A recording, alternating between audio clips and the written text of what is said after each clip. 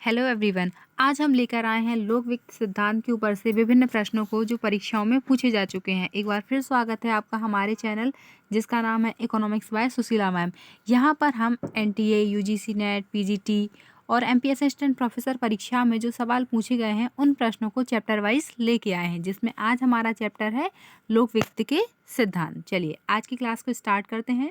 हमारा पहला प्रश्न है, निम्नलिखित में से किसने सार्वजनिक व्यय में विस्थापन प्रभाव की अवधारणा दी है? हमारे ऑप्शन है, पहला मसग्रेव, दूसरा वैगनर, तीसरा पीकॉक एवं वाइजमैन और चौथा सैमुअलसन। तो यहाँ पे हमारा सही जवाब हो जाएगा ऑप्शन नंबर सी, पीकॉक एवं वाइजमैन। पीकॉक वाइजमैन सिद्धांत के निष्कर्ष इस प्रकार थे। यद्यपि युद्ध के बाद ब्रिटेन के राजकीय व्यय में कमी आई, यह घटकर युद्ध के पूर्व के स्तर पर नहीं आई और राष्ट्रीय उत्पाद में सरकारी व्यय का अनुपात युद्ध के तुरंत बाद पहले के स्तर की तुलना में बहुत अधिक रहा। राष्ट्रीय उत्पाद में सार्वजनिक व्यय के अनुपात में इस स्थायी वृद्धि को पीकॉक एवं वाइजमैन ने विस्थापन प्रभाव कहा। इसके अलावा निरीक्षण प्रभाव और संकेंद्रण प्रभाव का भी उल्लेख उन्होंने किया था। हमारा दूसरा प्रश्न है, सैमुअलसन के सार्वजनिक व्यय के शुद्ध सिद्धांत का संबंध है। हमारे ऑप्शन है, पहला आय और संपत्ति के वितरण से, दूसरा अर्थव्यवस्था के स्थिरीकरण से, तीसरा अर्थव्यवस्था के तीव्र विकास से और चौथा सार्वजनिक और निजी वस्तुओं के बीच संसाधनों के आवंटन से। तो यहाँ पे हमारा सही जवाब हो जाएगा ऑप्शन नंबर डी, सार्वजनिक और निजी वस्तुओं के संसाधनों के आवंटन से संबंधित था। हमारा तीसरा प्रश्न है, वैगनर की परिकल्पना संबंधित है। हमारे ऑप्शन है, पहला सार्वजनिक आय से, दूसरा सार्वजनिक व्यय से, तीसरा मुद्रा की पूर्ति से और चौथा सार्वजनिक ऋण से। तो यहाँ पे हमारा सही जवाब हो जाएगा ऑप्शन नंबर बी, सार्वजनिक व्यय से। वैगनर की जो परिकल्पना थी वो सार्वजनिक व्यय से संबंधित थी। एडोल्फ वैगनर ने आनुभाविक विश्लेषण के आधार पर यह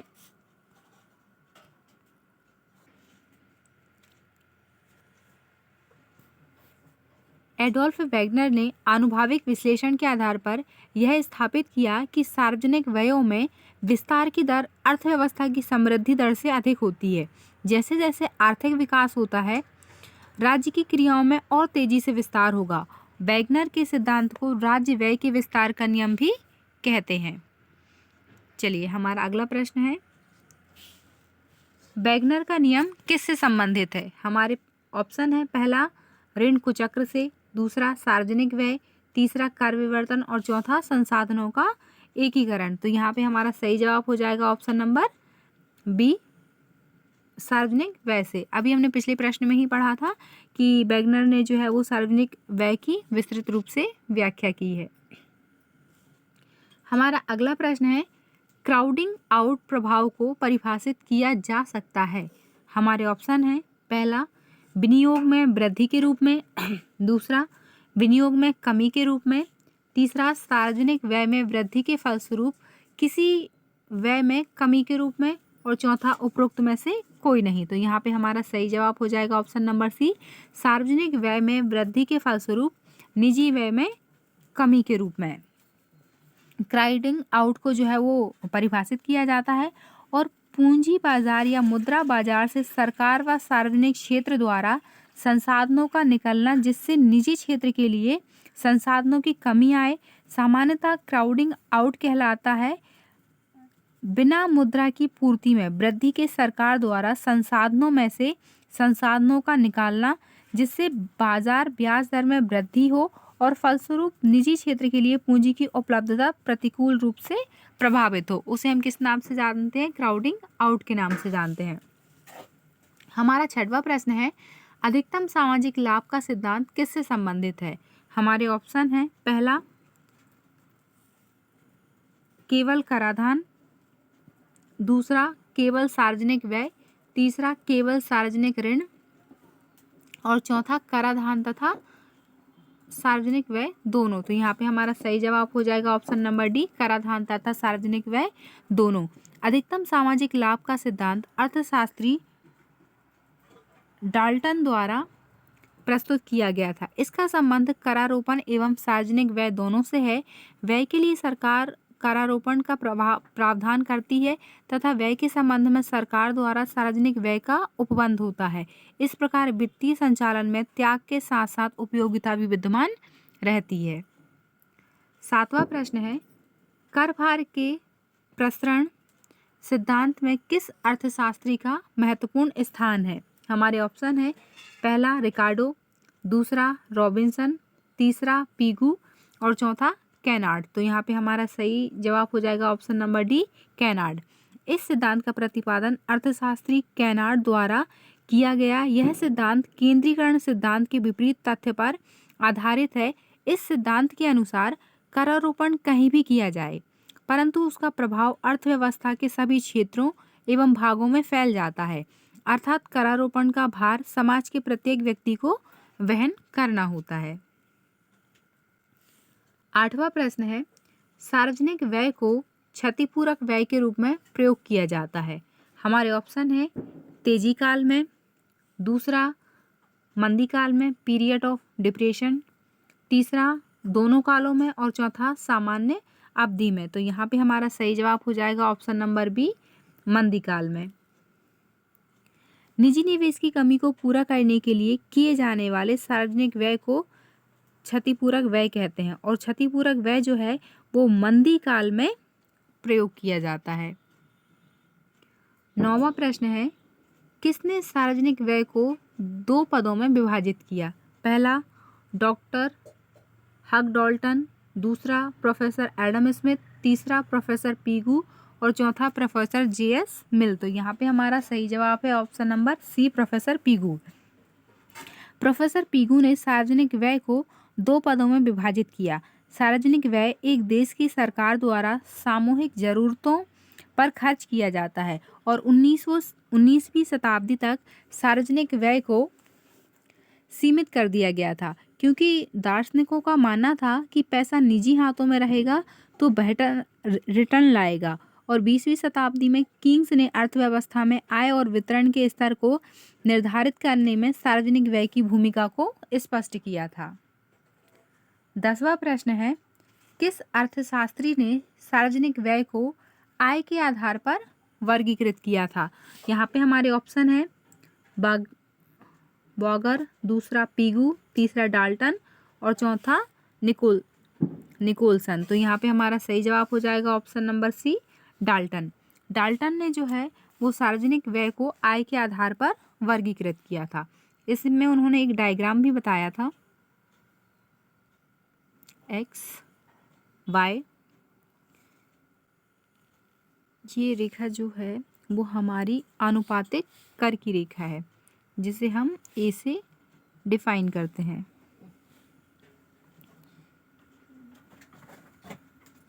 इस रेखा को हम प्रगतिशील रेखा के नाम से जानते हैं, प्रगतिशील या प्रोग्रेसिव कर के नाम से जानते हैं।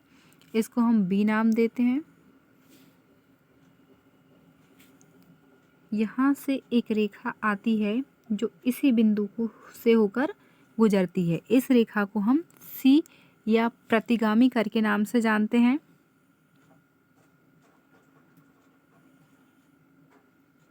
एक रेखा आती है जो इस तरीके से जाती है, इसको हम डी नाम देते हैं या जिसे हम अधोगामी कर के नाम से भी जानते हैं। अब हम जान लेते हैं कि ये चारों कर किस प्रकार से कार्य करते हैं। यहाँ पे कर की दर होती है और यहाँ पे नीचे साइड में इनकम होती है। चलिए हम इन सभी के बारे में जान लेते हैं। प्रतिगामी व्यय क्या होता है? कम आय वर्ग को कम लाभ तथा अधिक आय वर्ग को लोक व्यय का अधिक लाभ। अनुपातिक क्या होता है? आय के अनुपात में सार्वजनिक व्यय का लाभ। और प्रतिगामी व्यय या क्या होता है? सार्वजनिक व्यय जिनका अधिकांश भाग निर्धन वर्ग को जाता है। वैगनर ने सार्वजनिक व्यय के संबंध में बहुत सी बातें कही थी लेकिन डाल्टन ने जो है उसको विस्तृत रूप से व्याख्या की थी। चलिए आगे बढ़ते हैं। हमारा 11वां प्रश्न है, कार्यात्मक वित्त का सिद्धांत किस अर्थशास्त्री के नाम से जुड़ा है? तो हमारे ऑप्शन है यहाँ पे, पहला जे.एस. मिल, दूसरा मार्शल, तीसरा एपी लर्नर और चौथा जेके एरो। तो यहाँ पे हमारा सही जवाब हो जाएगा option number C, AP Lerner. कार्यात्मक वित्त का सिद्धांत एपी लर्नर से जुड़ा है। लर्नर कहते हैं कि सरकार का राजकोषीय संचालन, कर लगाना, ऋण लेना, लोक व्यय, लोक ऋण का प्रबंधन, हीनार्थ प्रबंधन आदि को कुछ निश्चित कार्य पूरा करने के उद्देश्य से तैयार किया जाना चाहिए, जिसका समग्र आर्थिक प्रणाली पर तत्काल असर और दूरगामी प्रभाव पड़ता है। ये वाला सवाल हमारा रिपीट हो गया है। चलिए आगे बढ़ते हैं। 13वां है, न्यूनतम त्याग का सिद्धांत किसने प्रतिपादित किया? हमारे ऑप्शन है, पहला जेके मेहता, दूसरा एजवर्थ, तीसरा टेलर और चौथा डाल्टन। तो यहाँ पे हमारा सही जवाब हो जाएगा ऑप्शन नंबर बी, एजवर्थ। न्यूनतम त्याग अथवा समान सीमांत त्याग के प्रतिपादक एजवर्थ हैं। इस सिद्धांत के अनुसार समाज पर कर का कुल भार कम से कम होना चाहिए।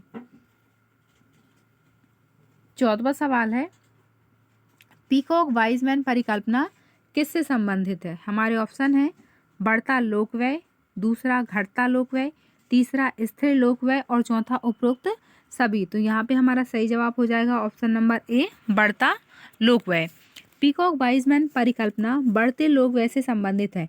इस परिकल्पना के अनुसार लोक व्यय में सीढ़ी नुमा जिसे हम स्टेप लाइक भी बोलते हैं की वृद्धि होती है। लोक व्यय में यह सीढ़ी नुमा वृद्धि या उछाल 3 प्रकार के प्रभावों, विस्थापन प्रभाव, निरीक्षण प्रभाव और संकेंद्रण प्रभाव के कारण होता है। 15वां प्रश्न है, पीकॉक वाइजमैन परिकल्पना में विस्थापन प्रभाव यह समाविष्ट है।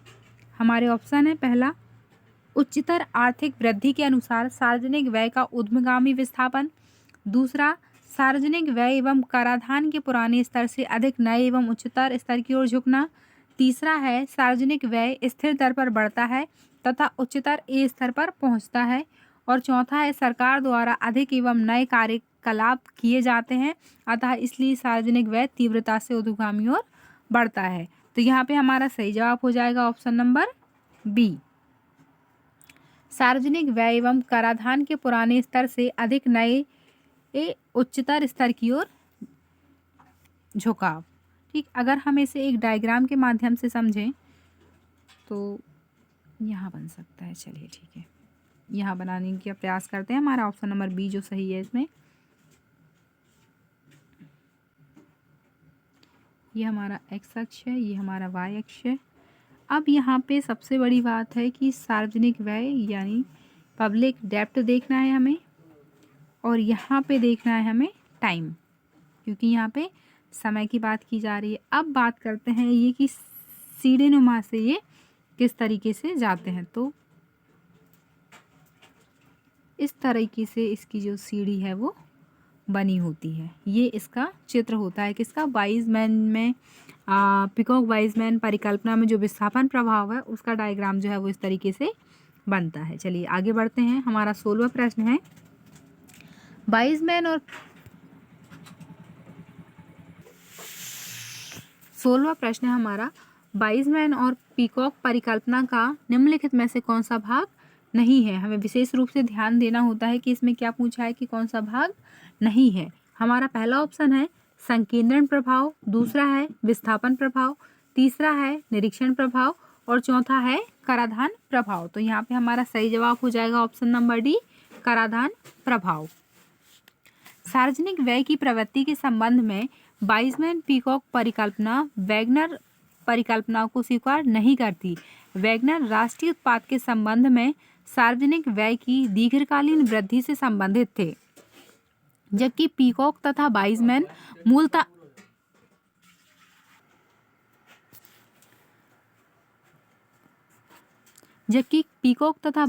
मूलतः सार्वजनिक व्यय की वृद्धि के स्वरूप तथा ढांचे के परिवर्तन के विश्लेषण से संबंधित थे। इनका प्रमुख निष्कर्ष था कि युद्ध के दौरान जो सार्वजनिक व्यय में वृद्धि होती है, युद्ध के बाद उसमें कमी आती है। हमारा 17वां प्रश्न है, अधिकतम सामाजिक लाभ प्राप्त किया जा सकता है। हमारे ऑप्शन है, पहला कुल सामाजिक त्याग बराबर कुल सामाजिक लाभ। दूसरा है सीमांत सामाजिक त्याग,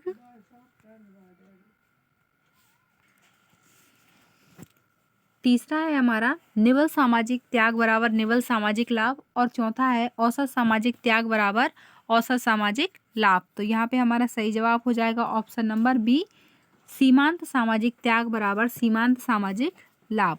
इसको हम एक डायग्राम के रूप में भी समझ सकते हैं। तो इसमें हमारा सही जवाब हो गया सीमांत सामाजिक त्याग बराबर सीमांत सामाजिक लाभ। इसका एक डायग्राम भी बनता है।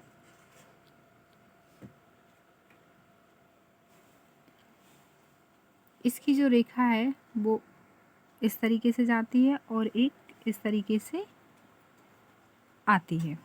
अब यहाँ पे हमारे वक्र बनते हैं जिन्हें विभिन्न नाम दिए जाते हैं। ये पहला वाला जो हम होता है हमारा E0 होता है, ये E का बिंदु होता है, और यहाँ पे हमारा E1 होता है। यहाँ भी Q1 0, यहाँ पे 0, यहाँ पे Q और यहाँ पे Q1, X और Y तो ये हमारे होते ही हैं। यहाँ पे ये हमारी MS डबल रेखा होती है। ये हमें बताता है कि अधिकतम सामाजिक लाभ उस बिंदु में होगा जब सीमांत सामाजिक त्याग बराबर सीमांत सामाजिक लाभ होगा, और यहाँ पे MSS का मतलब होता है मार्जिनल सोशल सेक्रीफाइस। ई बिंदु पर अधिकतम सामाजिक लाभ प्राप्त होगा क्योंकि यही उत्पादन क्योंकि यहाँ ही क्या किया जाता है उत्पादन Q1, तो MSS E1 यहाँ पे क्या हो जाएगा B1। जब MS बड़ा होता है MSB से तब उत्पादन में कमी करने की आवश्यकता होगी। उसी प्रकार यदि उत्पादन Q0 हो तो MSB बड़ा होता है MSS से। चलिए आगे बढ़ते हैं, हमारे अगले प्रश्न को देखते हैं। हमारा 18वां प्रश्न है, अधिकतम सामाजिक लाभ का सिद्धांत किससे संबंधित है। हमारे ऑप्शन है, पहला केवल कराधान से, दूसरा केवल सार्वजनिक व्यय से, तीसरा केवल सार्वजनिक ऋण से, और चौथा कराधान और सार्वजनिक व्यय दोनों से। तो यहाँ पे हमारा सही जवाब हो जाएगा ऑप्शन नंबर डी, कराधान और सार्वजनिक व्यय दोनों से। अधिकतम सामाजिक लाभ का सिद्धांत डाल्टन तथा पीगू द्वारा दिया गया। यह सिद्धांत समसीमांत उपयोगिता नियम पर आधारित है। एक व्यक्ति की तरह ही राज्य भी अपनी क्रियाओं द्वारा समाज को मिलने वाली सामाजिक कल्याण को अधिकतम करने का प्रयास करता है। डाल्टन के अनुसार राजकीय व्यय प्रत्येक दिशा में उस सीमा तक बढ़ाते रहना चाहिए जब तक कि इस व्यय से उत्पन्न होने वाला संतोष राज्य द्वारा लगाए गए करों से उत्पन्न होने वाली असंतोष के बराबर ना हो। इस प्रकार अधिकतम सामाजिक लाभ की प्राप्ति हेतु यह आवश्यक है कि करों तथा सरकारी व्यय को उसी सीमा तक बढ़ाया जाए जिस पर कि कर की एक अतिरिक्त इकाई के कारण उत्पन्न त्याग की व्यय एक अतिरिक्त इकाई से उत्पन्न उपयोगिता के बराबर ना हो जाए। 19वां प्रश्न है, निम्नलिखित पर विचार करें। हमें यहाँ पे कथन और अभिकथन दिया हुआ है। हमारा पहला है अभिकथन है, पीकॉक वाइजमैन के सिद्धांत के अनुसार लोक व्यय स्टेप बाय स्टेप बढ़ता है, जिसका कारण यहाँ पे दिया हुआ है। यह सिद्धांत विस्थापन प्रभाव और निरीक्षण प्रभाव पर आधारित है। हमारे ऑप्शन है, पहला ए सही है परंतु आर गलत है, दूसरा ए गलत है परंतु आर सही है, तीसरा ए और आर दोनों सही हैं परंतु आर ए का स्पष्टीकरण नहीं है, और चौथा है ए और आर दोनों सही है परंतु आर ए का सही है स्पष्टीकरण है। तो यहाँ पे हमारा सही जवाब हो जाएगा ऑप्शन नंबर डी, आर और ए जो है वो दोनों सही हैं और आर ए का सही स्पष्टीकरण बता रहा है कि पीकॉक वाइजमैन के सिद्धांत के अनुसार लोक व्यय स्टेप बाय स्टेप बढ़ता है। ये कथन हमारा भी सही है, और यह सिद्धांत विस्थापन प्रभाव और निरीक्षण प्रभाव पर आधारित है। ये कथन भी हमारा सही है। 20वां प्रश्न है, पीकॉक वाइजमैन परिकल्पना में व्याख्यातित संकीर्णन प्रभाव का तात्पर्य है। हमारे ऑप्शन है, पहला लोक व्यय पर निर्वात तथा सतत ढंग से नहीं बढ़ता। दूसरा, लोक व्यय अधिक राजस्व की आवश्यकता को बढ़ाता है। तीसरा, उपराष्ट्रीय सरकारों की तुलना में केंद्रीय सरकार की आर्थिक गतिविधि ज़्यादा तेजी से बढ़ती है। और चौथा है, लोक व्यय का निरपेक्ष स्तर बढ़ता है। तो यहाँ पे हमारा सही जवाब हो जाएगा ऑप्शन नंबर सी। उपराष्ट्रीय सरकारों की तुलना में केंद्रीय सरकार की आर्थिक गतिविधि ज़्यादा तेजी से बढ़ती है। पीकॉक वाइजमैन की जो व्याख्यातित संकेंद्रण का प्रभाव है वो हमें यही विशेष रूप से स्पष्ट करता है कि जितने भी उपराष्ट्रीय सरकारों की तुलना में केंद्रीय सरकार की आर्थिक गतिविधि होती है वो ज़्यादा तेजी से बढ़ती है। हमारा 21वां प्रश्न है, वैगनर के वर्धमान राजकीय क्रियाओं के नियम के लिए निम्नलिखित में से क्या प्रासंगिक है। यहाँ पे हमारे ऑप्शन है, पहला, सार्वजनिक व्यय निर्बाध एवं सतत ढंग से नहीं बढ़ता। दूसरा, सार्वजनिक व्यय सीढ़ी नुमा तरीके से बढ़ता है। तीसरा, सरकार की गतिविधि की अंतर्जात प्रवृत्ति होती है कि वे गहन रूप से तथा विस्तारित रूप से बढ़ती हैं।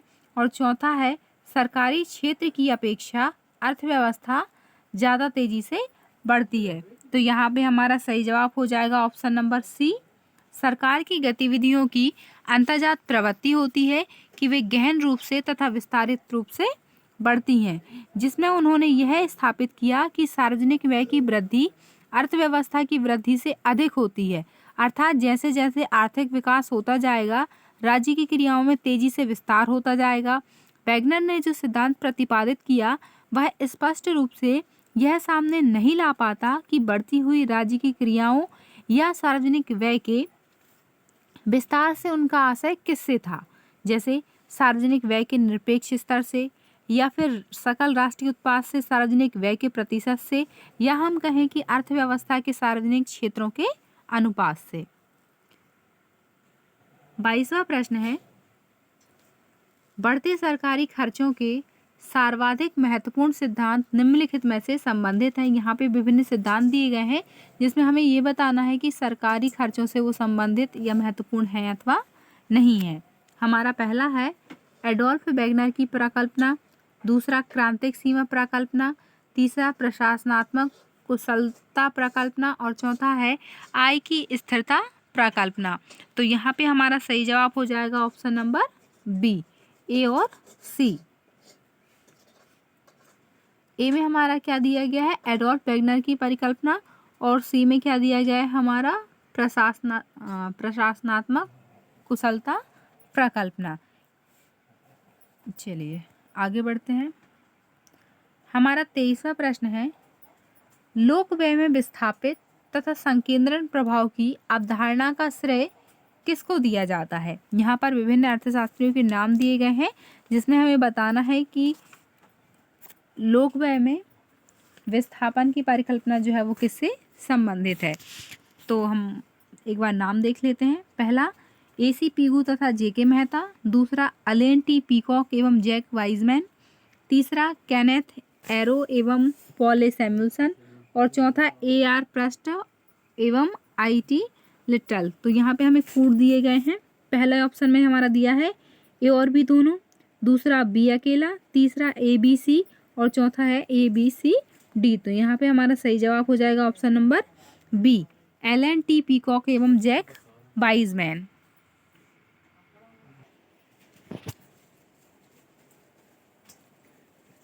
यहाँ पर लोक व्यय में विस्थापन तथा संकेंद्रण प्रभाव की अवधारणाओं का श्रेय एलन T पीकॉक एवं जैक वाइजमैन को दिया जाता है।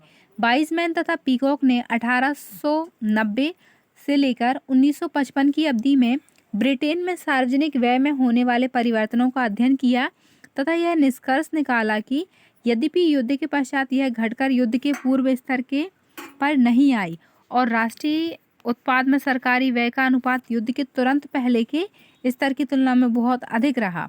राष्ट्रीय उत्पाद में सार्वजनिक व्यय के अनुपात में इस स्थायी वृद्धि को इन लोगों ने विस्थापन प्रभाव कहा तथा उपराष्ट्रीय सरकारों की तुलना में केंद्र सरकार की आर्थिक गतिविधि ज़्यादा तेजी से बढ़ी जिसे संकेंद्रण प्रभाव कहा जाता है। हमारा 24वां प्रश्न है, कार्यशील वित्त लोक व्यक्ति किस शाखा से संबंधित है। हमारे ऑप्शन है पहला आवंटन, दूसरा वितरण, तीसरा स्थिरीकरण और चौथा उपरोक्त सभी। तो यहाँ पे हमारा सही जवाब हो जाएगा ऑप्शन नंबर ए, आवंटन।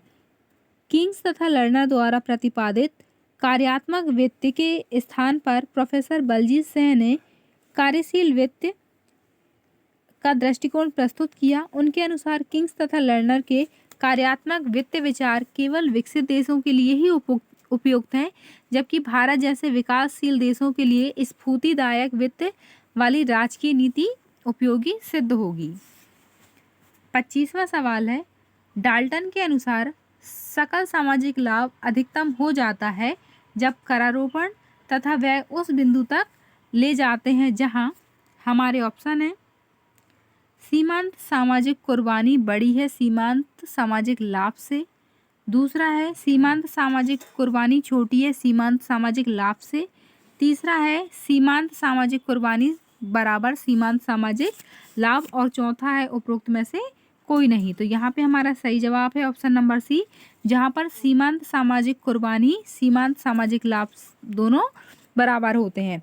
प्रोफेसर AC पीगू तथा बाद में उन्हीं का अनुसरण करते हुए डाल्टन ने सीमांत उपयोगिता विश्लेषण पर आधारित अधिकतम सामाजिक कल्याण का सिद्धांत प्रतिपादित किया। सार्वजनिक वस्तुओं तथा सेवाओं एवं व्यक्तिगत वस्तुओं के बीच साधनों का बंटवारा तथा सामाजिक स्तर वहाँ होगा जहाँ सार्वजनिक वस्तुओं में होने वाली सीमांत उपयोगिता करारोपण के कारण उत्पन्न सीमांत अनुपयोगिता के बराबर हो जाए। प्रोफेसर मसग्रेव ने अपने विचार भी इसमें प्रस्तुत किए थे। 26वां प्रश्न है, निम्नलिखित अर्थशास्त्रियों में किस अर्थशास्त्री ने डाल्टन के सामाजिक लाभ सिद्धांत को परिवर्तित किया था। यहाँ पे हमारे ऑप्शन है पहला डी मार्का, दूसरा AR मसग्रेव, तीसरा फ्लेफे टेलर और चौथा RN भार्गव। तो यहाँ पे हमारा सही जवाब हो जाएगा option number B, RA Musgrave. RS Musgrave ने जो है वो डाल्टन के अधिकतम सामाजिक लाभ सिद्धांत को परिवर्तित किया था। हमारा 27वां प्रश्न है, निम्नलिखित में से law of increasing test activities का प्रतिपादन जो है वो किसके द्वारा किया गया था। हमारे ऑप्शन है पहला मसग्रेव, दूसरा वाइजमैन पीकॉक, तीसरा वैगनर और चौथा डाल्टन। तो यहाँ पे हमारा सही जवाब हो जाएगा option number C, Wagner. Adolph Wagner ने 1835 से लेकर 1917 तक इनका अर्थशास्त्र में कार्यकाल माना जाता है। एक जर्मन अर्थशास्त्री थे जिन्होंने आर्थिक विकास के स्तर तथा सरकारी उपभोग व्यय के बीच पाए जाने वाले कार्यात्मक अनुबंध में एक आनुभाविक विश्लेषण प्रस्तुत किया। वैगनर ने बढ़ती हुई राजकीय क्रियाओं का सिद्धांत law of increasing state activity में किया, जिसमें उन्होंने यह स्थापित किया कि सार्वजनिक व्यय में वृद्धि की दर अर्थव्यवस्था की समृद्धि दर से अधिक होती है।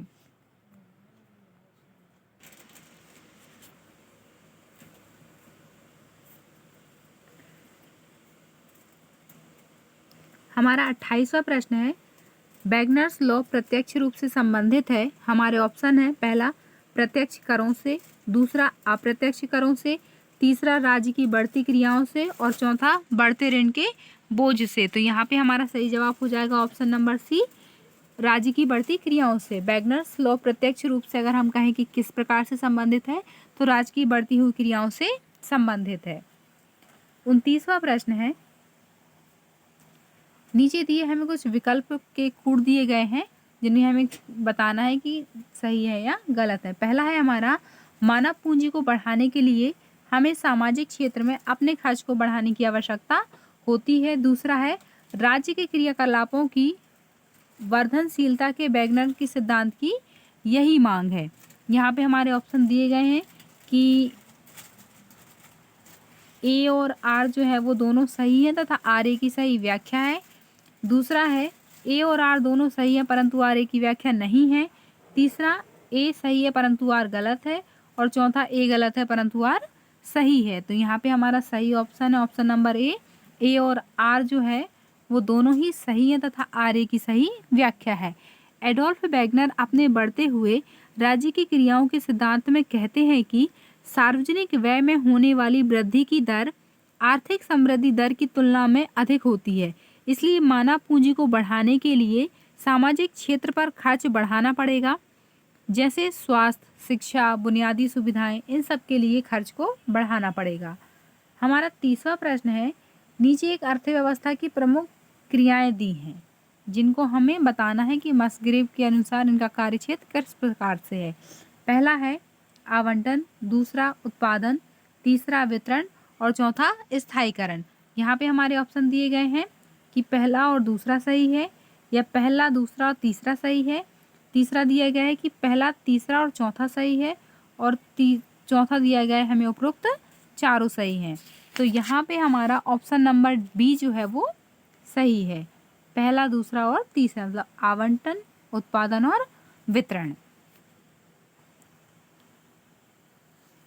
31वां प्रश्न है, किसने कहा है कि सार्वजनिक व्यय एक दुधारी अस्त्र है, यह समुदाय को काफ़ी लाभ पहुंचा सकता है, परंतु यदि इसकी उपयोग अविवेक ढंग से किया जाता है तो यह काफ़ी नुकसान भी पहुंचा सकता है। सीधा सा इस प्रश्न में हमें पूछा गया है कि सार्वजनिक व्यय किस प्रकार से उपयोग किया जाए कि हमको इससे लाभ हो सके और यह कैसे उपयोग किया जा सकता है कि हानि भी हो सकती है। यह कथन जो है हमें किसने दिया है? हमारे ऑप्शन है, पहला AC पीगू, दूसरा H डाल्टन, तीसरा JK मेहता और चौथा RA मस्ग्रेव। तो इस प्रश्न का सही आंसर है option number C, JK Mehta. JK Mehta ने बताया कि सार्वजनिक व्यय एक द्विधारी अस्त्र है, यह समुदाय को काफ़ी लाभ पहुंचा सकता है, परंतु इसका यदि गलत ढंग से उपयोग किया जाता है तो यह नुकसान भी पहुंचा जा सकता है। इस प्रकार से उन्होंने इसे 3 वर्गों में विभाजित किया था, पहला शुल्क, दूसरा कर और तीसरा फीस, जबकि कीमत प्रोफेसर मेहता के सार्वजनिक आगम में सम्मिलित नहीं है। 32वां प्रश्न है, सार्वजनिक व्ययों के सिद्धांतों में से कौन सा फिंडले सिराज द्वारा प्रतिपादित नहीं किया जाता? हमारे ऑप्शन है, मितव्ययिता का सिद्धांत, दूसरा सुलाभ का सिद्धांत, तीसरा आधिक्य का सिद्धांत और चौथा है हमारा लोच का सिद्धांत। तो यहाँ पे हमारा सही जवाब हो जाएगा ऑप्शन नंबर डी, लोच का सिद्धांत। प्रोफेसर फिंडले सिराज ने सार्वजनिक व्यय के प्रमुख 4 नियमों की चर्चा की थी, जैसे लाभ या हित का नियम, दूसरा मितव्ययिता का नियम, तीसरा स्वीकृति का नियम और चौथा आधिक्य का नियम। इस प्रकार प्रोफेसर फिंडले सिराज द्वारा लोच का सिद्धांत प्रतिपादित नहीं किया गया। इसका प्रतिपादन जो है वो आधुनिक अर्थशास्त्रियों के द्वारा किया गया था, जो इस प्रकार है, लोच का नियम, उत्पादकता का नियम और आय का समान वितरण का नियम। 33वां प्रश्न है, क्रियात्मक वित्त शब्द गढ़ने का श्रेय प्राप्त है, पहला डॉक्टर VKRV राव को, डॉक्टर बलजीत को, तीसरा है प्रोफेसर RN भार्गव को और चौथा है डॉक्टर RV मिश्र को। तो यहाँ पे हमारा सही जवाब है option number B, doctor Baljit Singh को। क्रियात्मक वित्त एक्टिवेटिंग फाइनेंस को प्रस्तुत करने का जो श्रेय है वो प्रोफेसर बलजीत सिंह को है। उनके अनुसार किंग्स तथा लर्नर के कार्यात्मक वित्त का विचार केवल विकसित देशों के लिए ही उपयुक्त है, जबकि भारत जैसे विकासशील देशों के लिए स्फूर्तिदायक वित्त वाली राजकोषीय नीति उपयोगी सिद्ध होगी। 34वां प्रश्न है, वैगनर के अनुसार एक अच्छी कर व्यवस्था वह है, हमारे ऑप्शन है, पहला जो समुचित आय सृजित कर सके, दूसरा जिससे आय की असमानताएं घटे, तीसरा जिसकी कर आय सृजित करने की लागत कम हो और चौथा जिससे असंतोष कम हो। तो यहाँ पे हमारा सही जवाब हो जाएगा ऑप्शन नंबर बी, जिससे आय की असमानताएं घटें। वैगनर के अनुसार एक अच्छी कर व्यवस्था वह है जिससे आय की असमानताएं जो है वो निरंतर घटें।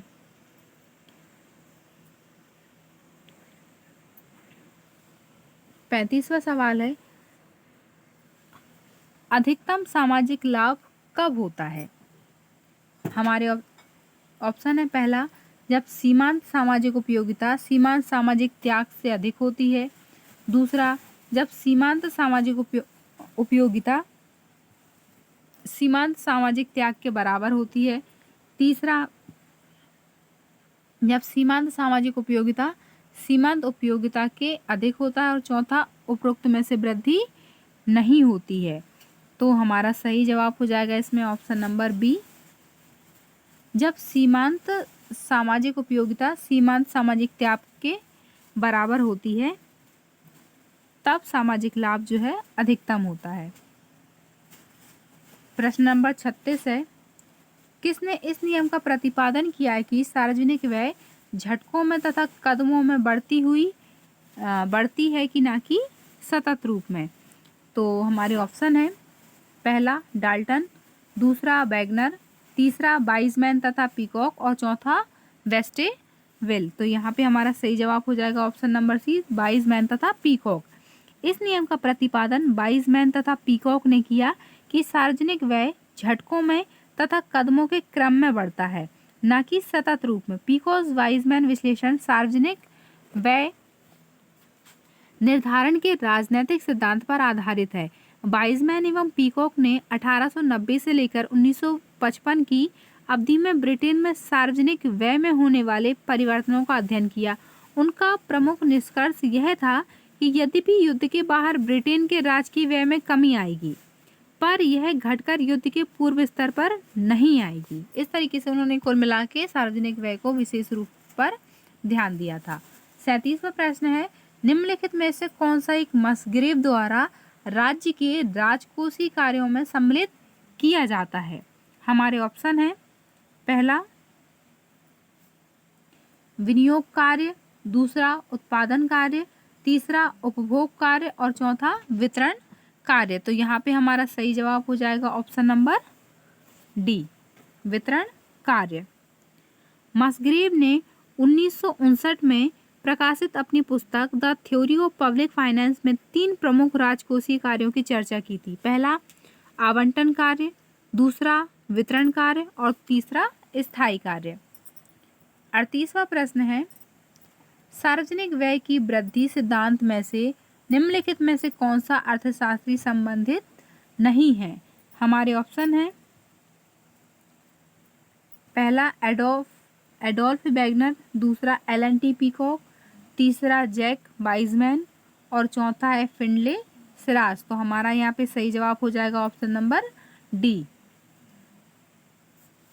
सार्वजनिक व्यय की वृद्धि सिद्धांत से अर्थशास्त्री फिंडले सिराज का संबंध नहीं है। इनका संबंध जो है वो करों के वर्गीकरण से है। 39वां प्रश्न है, आय की अपेक्षा व्यय कर देयता क्षमता का बेहतर माप है। यह मत जो है वो किसके द्वारा दिया गया है।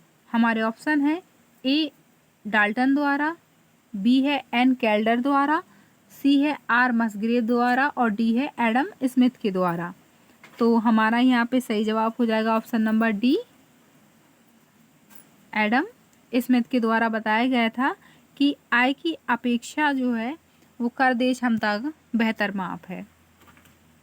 40वां प्रश्न है, निम्नलिखित में से कौन एक क्रियात्मक वित्त का उद्देश्य है। हमारे ऑप्शन है, पहला आर्थिक स्थिरता के साथ पूर्ण रोजगार, दूसरा निर्यात को प्रोत्साहन, तीसरा निर्धनता का उन्मूलन और चौथा आय का पुनर्वितरण। तो यहाँ पे हमारा सही जवाब हो जाएगा ऑप्शन नंबर ए, आर्थिक स्थिरता के साथ पूर्ण रोजगार। क्रियात्मक वित्त का उद्देश्य आर्थिक अस्थिरता के साथ पूर्ण रोजगार है। क्रियात्मक वित्त के समर्थकों में लर्नर प्रमुख हैं। उनके अनुसार क्रियात्मक वित्त से तात्पर्य उस व्यवस्था से है जिसके अंतर्गत राजकोषीय उपायों की जांच इस आधार पर की जाती है कि उनका अर्थव्यवस्था पर क्या प्रभाव पड़ता है और ये उपाय किस प्रकार कार्य करते हैं। क्रियात्मक वित्त के निम्न उद्देश्य हैं, पहला स्थिरता के साथ विकास, दूसरा पूंजी निर्माण को बढ़ावा, तीसरा सामाजिक उद्देश्यों की प्राप्ति में सहायक, चौथा राज्य के क्रियाकलापों में वृद्धि का समर्थन और पांचवा इसमें दिया गया है कि मांग, रोजगार एवं आय के उच्च स्तर को बनाए रखना। 41वां प्रश्न है, अधिकतम सामाजिक लाभ तब प्राप्त होता है जब हमारे ऑप्शन है उत्पादन लागत उत्पादन सुलभ के बराबर होती है। दूसरा, कर आगम की सीमांत अनुपयोगिता सार्वजनिक व्यय की सीमांत उपयोगिता के बराबर होती है। तीसरा है मौद्रिक लागतें सार्वजनिक आगतों से अधिक हो। और चौथा है उपरोक्त में से कोई नहीं। तो यहाँ पे हमारा सही जवाब हो जाएगा ऑप्शन नंबर बी, कर आगम की सीमांत अनुपयोगिता सार्वजनिक व्यय की सीमांत उपयोगिता के बराबर हो। 42वां प्रश्न है, निम्नलिखित में से किसने अधिकतम सामाजिक लाभ के सिद्धांत का प्रतिपादन किया? हमारे ऑप्शन है पहला हिग्स, दूसरा मस्ग्रेव, तीसरा डाल्टन और चौथा वैगनर। तो यहाँ पे हमारा सही जवाब हो जाएगा डाल्टन। हमने इतने ज़्यादा अधिकतम सामाजिक लाभ सिद्धांत के प्रश्नों को हल कर लिया है कि अब जैसे ही हम अधिकतम सामाजिक लाभ शब्द को देखेंगे तो हमारे दिमाग में पहले ही आ जाएगा कि इसका आंसर जो भी होगा पर डाल्टन ज़रूर होगा। तो डाल्टन ने क्या बताया था कि अधिकतम सामाजिक लाभ बराबर कुल सामाजिक लाभ ऋण कुल सामाजिक लाभ का त्याग। 43वां प्रश्न है, निम्नलिखित में से किसने व्यय पर कर लगाने का सुझाव दिया? हमारे ऑप्शन है पहला डाल्टन, दूसरा मस्ग्रेव, तीसरा केल्डर और चौथा वान फिलिप्स। तो यहाँ पे हमारा सही जवाब हो जाएगा ऑप्शन नंबर सी, केल्डर ने। केल्डर ने व्यय पर कर लगाने का सुझाव प्रस्तुत किया था। 44वां प्रश्न है, अधिकतम सामाजिक लाभ के सिद्धांत की निम्न में से कौन सी सीमा है? पहला, सार्वजनिक व्यय से प्राप्त सीमांत उपयोगिताओं का सदैव उचित आकलन संभव नहीं है। दूसरा दिया है सार्वजनिक व्यय करारोपण के बहुत छोटी इकाइयों में मापा जाना चाहिए। और तीसरा है यह स्थैतिक स्थिति की मान्यता पर आधारित होता है। तो यहाँ हमें ऑप्शन दिए गए हैं कि केवल पहला सही है या पहली सीमा है, दूसरा पहली और दूसरी सीमा है, तीसरा केवल दूसरी और तीसरी सीमा है और चौथा दिया गया है पहला, दूसरा और तीसरा ही सीमा है। तो यहाँ पे हमारा सही जवाब हो जाएगा ऑप्शन नंबर डी। पहला, दूसरा और तीसरा जो है वो तीनों ही अधिकतम सामाजिक लाभ सिद्धांत की सीमाएं हैं,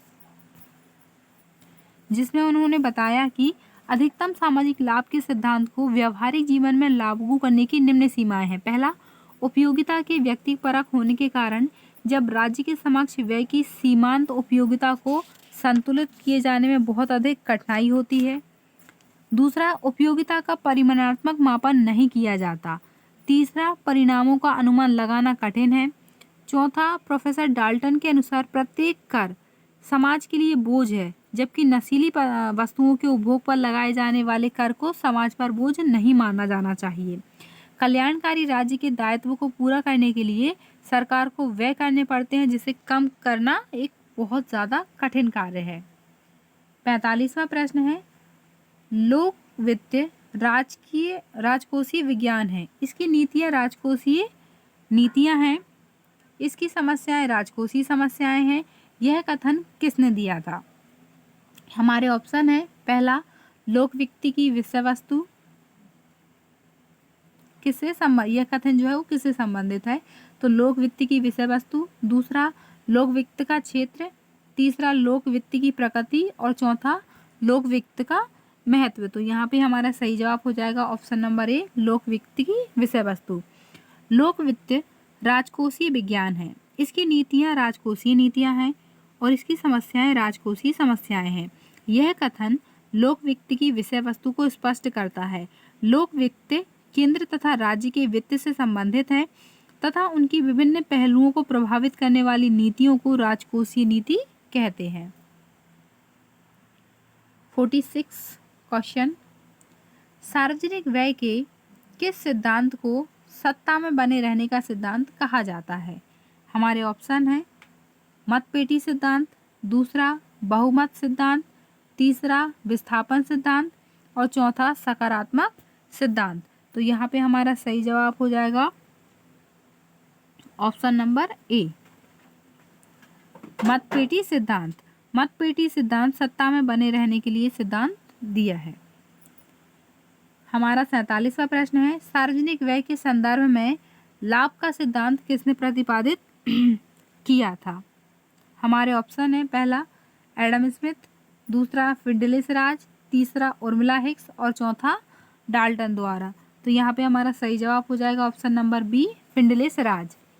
प्रोफेसर फिंडलेस राज के अनुसार अन्य बातें समान रहने पर अन्य बातों में कौन कौन सी बातें सम्मिलित होती हैं कि हमारे आय, समय, कीमत, सारी चीज़ें जो है वो सही होती हैं।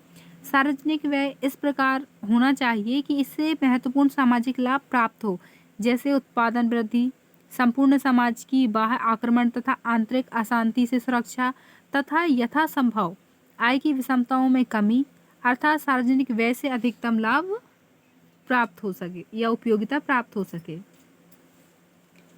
48 नंबर क्वेश्चन है कि निम्न में से कौन सा सही कथन है। यहाँ पर हमें विभिन्न स्टेटमेंट दिए गए हैं जिनको हमें बताना है कि सही कौन सा है। पहला, प्रतिगामी व्यय आय की असमानता में वृद्धि उत्पन्न करता है। दूसरा, प्रतिगामी व्यय आय की असमानता में कमी उत्पन्न करता है। तीसरा, प्रगतिशील व्यय आय की असमानता में वृद्धि उत्पन्न करता है। और चौथा, उपरोक्त में से कोई नहीं। तो यहाँ पे हमारा सही जवाब हो जाएगा ऑप्शन नंबर ए। प्रोफेसर प्रतिगामी व्यय आय की असमानता में वृद्धि उत्पन्न करता है। प्रोफेसर डाल्टन के अनुसार उच्च आय समूह को लाभ देने वाले सार्वजनिक व्यय की प्रवृत्ति प्रतिगामी होती है, क्योंकि इससे गरीब लोगों को बहुत कम लाभ मिलता है। 49 नंबर का प्रश्न है, लोक वित्त एवं निजी वित्त में अंतर होता है। हमारे ऑप्शन है पहला, बजट निर्धारण प्रक्रिया का, दूसरा गोपनीयता का, तीसरा उद्देश्य का और चौथा उपरोक्त सभी। तो यहाँ पे हमारा सही आंसर हो जाएगा ऑप्शन नंबर डी, उपरोक्त सभी। निजी व सार्वजनिक वित्त अपने उद्देश्य, पद्धतियों व स्रोतों के कारण दोनों में अंतर पाया जाता है। पहला, व्यय के विभिन्न लक्ष्य, दूसरा स्रोतों की प्रकृति में अंतर, तीसरा बजट की प्रकृति में अंतर, चौथा भविष्य की आवश्यकता में अंतर और पांचवा गोपनीयता और ऑडिट में अंतर। हमारा 50वां और अंतिम प्रश्न है, मस्ग्रेव द्वारा प्रस्तुत अधिकतम सामाजिक लाभ का सिद्धांत आधारित है। हमारे ऑप्शन है पहला, कुल उपयोगिता एवं कुल अनुपयोगिता पर, दूसरा सीमांत उपयोगिता एवं सीमांत अनुपयोगिता पर, तीसरा उपयुक्त दोनों पर और चौथा उपरोक्त में से कोई नहीं। तो यहाँ पे हमारा सही जवाब हो जाएगा ऑप्शन नंबर बी, सीमांत उपयोगिता एवं सीमांत अनुपयोगिता पर। प्रोफेसर मस्ग्रेव ने डाल्टन तथा पीगू के तर्क को ही स्वीकार किया, यद्यपि उनका सिद्धांत व्यक्तिगत प्राथमिकताओं के मूल्यांकन पर आधारित तथा उनके अनुसार अधिकतम सामाजिक लाभ प्राप्त करने के लिए वित्तीय गतिविधियां उस स्तर तक की जानी चाहिए जहां सार्वजनिक व्यय की सीमांत उपयोगिता सार्वजनिक राजस्व की सीमांत अनुपयोगिता के बराबर होती है। इस वीडियो को पूरा देखने के लिए आपका बहुत बहुत धन्यवाद। अगर आपको वीडियो अच्छी लगी तो लाइक कीजिएगा, शेयर कीजिएगा और कमेंट में बताइएगा और ज़्यादा से ज़्यादा चैनल को सब्सक्राइब कीजिएगा। Have a good day all of you.